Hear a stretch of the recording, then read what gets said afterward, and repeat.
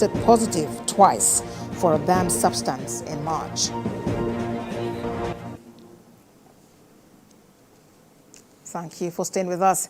The Transmission Company of Nigeria has expressed concern over the overwhelming burden of ground rent demands dating back to the 70s and amounting to over 600 billion naira. Managing Director Sule Abdulaziz brought this to the attention of the House of Representatives Committee on Power in Abuja during an oversight visit to the TCN. Senior reporter Habi Delawal has more. The federal government has paid 205 billion naira to electricity generation companies as part of efforts to reduce the 1.3 trillion naira debt owed. During a visit by the House Committee on Power, TCN Managing Director Abdulaziz Abubakar complained that state governors are asking for ground rent that dates back to the 70s. A lot of letters from almost all the 36 governors demanding for ground rent of our substations. And these ground rents are coming since from the 70s. And that time there was no TCN. There was ECN or Niger dams. Then we have NEPA, then PSCN before we come to TCN. But they will calculate everything and send to TCN. What we have now is over 600 billion naira, which TCN cannot pay. So we want either a legislation or a waiver from the president or whatever, so that any place we are building a substation, that land should be given to TCN to build substation without asking for ground rent, because we cannot afford it. You are talking about... The Chairman House Committee on Power, Victor Nwokulu, emphasized on the need to improve power supply in the country. He gave assurances of legislative intervention on the matter of ground rent. There have been issues with the discourse by bulk person who is responsible, give us power here, give us power here, and yet it will be available, nobody's taking it. I don't know what you have done to resolve those issues. So, but what we want more, or as a person want more, is tell us the issue of NCC Oshobo.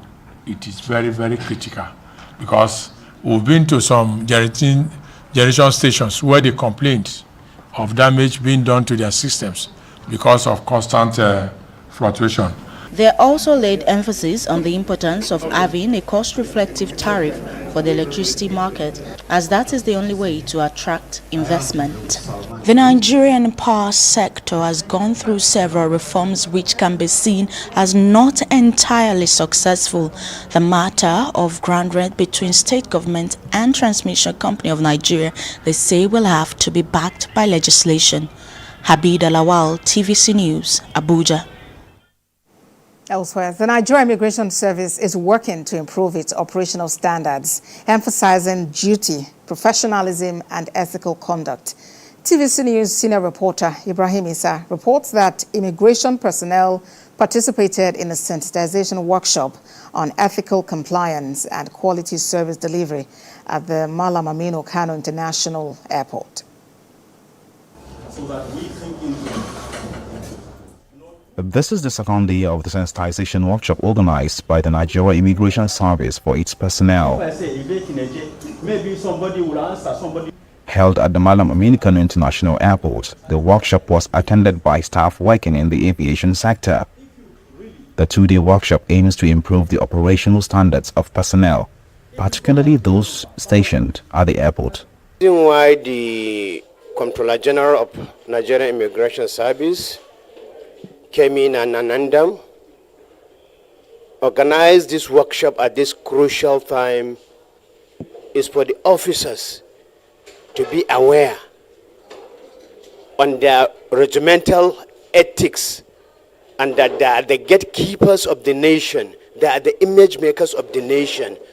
So it's just to make a reminder to them to stand on their feet for the betterment of the nation, for the national security. The Comptroller General understands that the Nigeria Immigration Service is entrusted by the public, and that the public needs to be accounted to, and that we deliver the best services to Nigerian public and all other publics that will interface with. All the deliverables for this sensitization are, one, to say we can come up with a standard operating procedures for our airport operations, and to see how we can also come up with KPIs, key performance indicators, for us to be able to appraise what we do and to see where we are getting it right and where we are not getting it right. In July 2024, the Nigeria Immigration Service launched a nationwide campaign to combat corruption and enhance service delivery for Nigerians. The Nigeria Immigration Service is confident that its personnel, particularly those at the Malam Aminu Kano International Airport, will demonstrate acts of professionalism while discharging their duties.